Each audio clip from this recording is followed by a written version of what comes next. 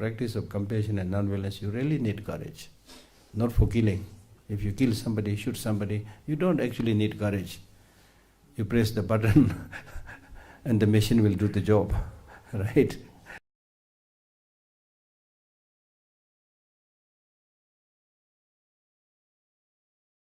The Hindi word for compassion is karuna, which literally translated is something like stopping bliss.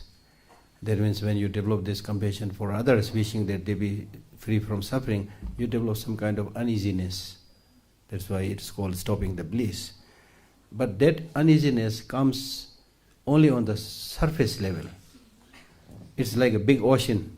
You know, the big ocean, on the surface there will be some waves, but deep down it is solid. It's unmoving, stable. So similarly, when you develop compassion with the knowledge, with the understanding that others are suffering, then it's reasonable, it's logical. Therefore, on the surface there will be some disturbance because of your compassion for others, but deep down there is courage.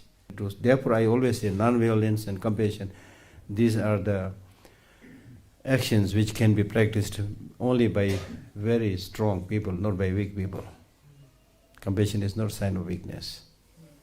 Compassion is not like feeling of pity that somebody is poor thing, not like that.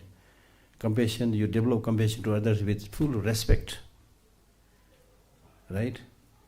And based on logic and reason, right?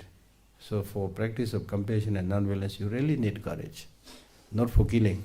If you kill somebody, shoot somebody, you don't actually need courage. You press the button and the machine will do the job, right?